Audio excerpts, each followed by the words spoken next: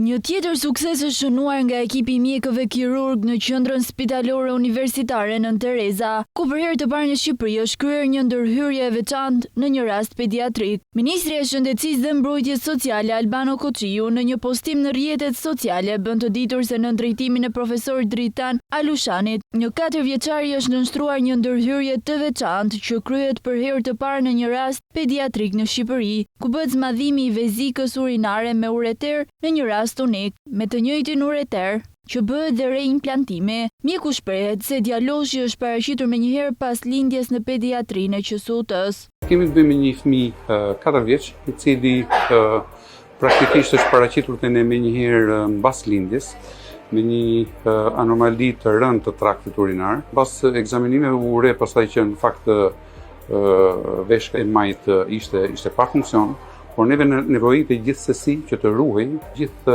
kanali i urinës dhe veshka në mënyrë që t'i shfrytëzoni pastaj më tutje për të bërë zmadhimin vezikal, i cili do shërbente që në të ardhmen që fëmija të kishte një lloj kapaciteti dhe të funksiononte vetë pa pasur nevojë që të kateterizohej vazhdimisht.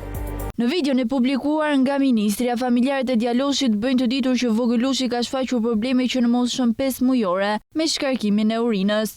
Që në moshën 5 muaj, domethënë. Ka pas një serë probleme në lidhje me shkarkimin e urinës, një valvë e veshjes majt. Janë bërë disa ndërhyrje këtu, pastaj e kemi dërguar në Turqi. Rasti i parë na koncidoi me rendiment, rasti i dytë na kanë bërë dëm në lidhje me heqjen e veshkës. Edhe u detyruam me sollën prap këtu. Me të njëjtin doktor që e kemi njeh gjithë kohës, prej 3 vite e gjysë, edhe kemi pas rezultat mirë.